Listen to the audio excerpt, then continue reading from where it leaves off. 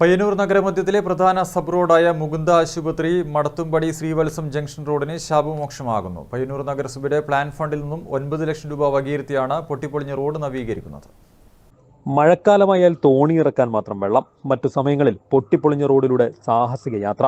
ഇതായിരുന്നു ഏറെ നാളായി ഈ റോഡിന്റെ അവസ്ഥ. അതിനാൽ തന്നെ നാട്ടുകാരുടെ ദീർഘകാലമായുള്ള ആവശ്യമായിരുന്നു ഈ സബ് റോഡിന് ശാപമോക്ഷം. ഇപ്പോൾ പയ്യന്നൂർ നഗരസഭയുടെ പ്ലാൻ ഫണ്ടിൽ നിന്നും 9 ലക്ഷം രൂപ അനുവദിക്കുകയും ഈ സാമ്പത്തിക വർഷം തന്നെ റോഡ് പൂർത്തീകരിച്ച് നൽകും എന്ന ഉറപ്പ് നാട്ടുകാർക്ക് ലഭിക്കുകയും ചെയ്തിട്ടുണ്ട്. അതിൽ വലിയ ആശ്വാസമാണ് നാട്ടുകാർ രേഖപ്പെടുത്തുന്നത്. പോക്കുവരവിനായി ഉപയോഗിക്കുന്ന റോഡാണ്. അത് പൊട്ടി തകരാറായി ഈ വർഷം കഴിഞ്ഞ വർഷം തന്നെ അത് ഉപയോഗശൂന്യമായി കടന്നിരുന്നു. എന്നാൽ അതിനുവേണ്ടിയുള്ള നല്ല പരിശ്രമം നമ്മളെ വാർഡ് കൗൺസിൽ നിലയിൽ ഞാനും അതിൻ്റെ ഒരു ഭാഗത്ത് ഉൾക്കൊള്ളുന്ന സ്റ്റാൻഡിംഗ് കമ്മിറ്റി ചെയർമാൻ ശ്രീ വിശ്വനാഥനൊക്കെ അതിനു വേണ്ടിയുള്ള നല്ല താല്പര്യത്തോടുകൂടി തന്നെ ആ കാര്യങ്ങൾ പരിഹരിക്കുന്നതിനുള്ള ശ്രമം നടത്തിക്കൊണ്ടുവരികയാണ്. അത് ഈ തവണത്തെ അതിൻ്റെ ടെൻഡർ വിളിച്ചിട്ടുണ്ട്. അത് ഡ്രെയിനേജ് അടക്കം അവിടെ ആവശ്യമായിട്ട് വന്നിട്ടുണ്ട്.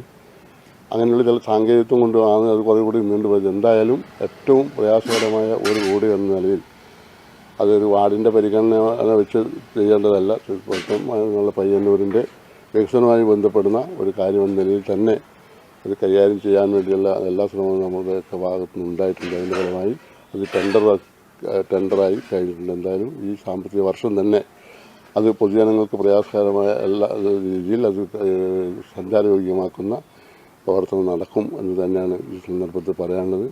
ഡ്രെയിനേജ് സൗകര്യം ഉൾപ്പെടെ ഒരുക്കേണ്ടതിനാൽ അതിനാവശ്യമുള്ള സ്ഥലം ഏറ്റെടുക്കാനുള്ള ഉത്തരവാദിത്വം നഗരസഭയ്ക്കുണ്ടായിരുന്നു.